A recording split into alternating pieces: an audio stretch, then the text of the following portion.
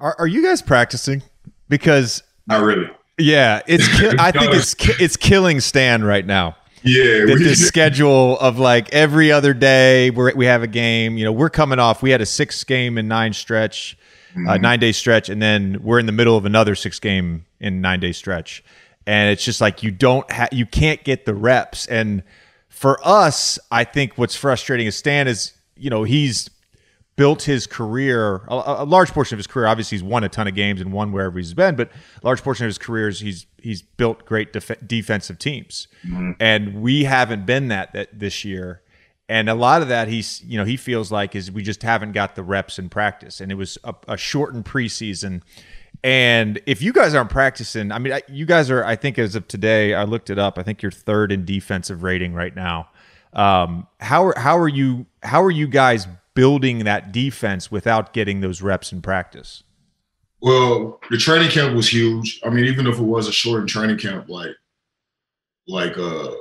we said early on, like during the preseason games and even early in the season, we kept saying and we knew we kept saying our defense is ahead of our offense, and that was just our theme from early on. Like we were winning games on the defensive end. And I'll say this about just our coaching staff and Tibbs and everything. Like, this is probably the most, from a game to game. Like, I haven't been in the playoffs yet, unfortunately, but from a game to game perspective, this is the most detailed and prepared we are on each team. Like, we come in, as far as scouting report, how we're going to game plan against people.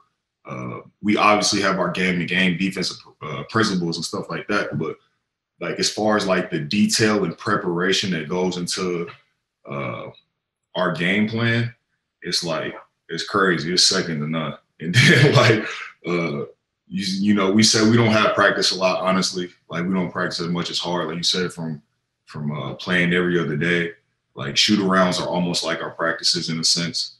But yeah, the preparation and the attention to detail that Tibbs has on stuff is insane. How much have you craved that? Because from the outside, and you and I don't know each other that well, but yeah. You've got a reputation as a hardworking player. You've got a reputation as a guy who plays his ass off and plays hard every night. Yeah. And you haven't been on a playoff team. You haven't been in that winning culture. And I'm not knocking any previous coach you've ever had. Absolutely. But if this is the first time you're really getting that detailed preparation, I would imagine it's probably a little bit of an adjustment, but at the same time, it's gotta make you happy. I would assume you've craved that in the last portion of your career. Yeah, it's funny, man. Funny story, because when Wes, when we were going through the whole process of hiring the coaching staff and all that type of stuff, Wes called me. He was like, what do you need to be, the player that you need to be? What do you need to be to get to that level? And I was like, I need a coach who's going to push me and hold me accountable, first off. And, when Tibbs got the job, I thought it was a perfect fit. And, I mean, like you said, not to knock any coach that I've had before.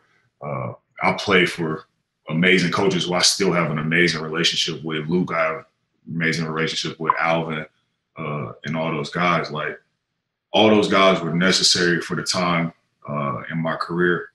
And for me, I crave Tibbs' coaching, him pushing me, challenging me, because I know it's coming from a good place. We want to win, and I kind of feel like we're one and the same person.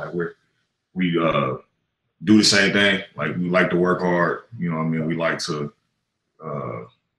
just love the game of basketball, really, man. And I feel like everything from that, what Tibbs is doing, stems from a good place. So I enjoy it.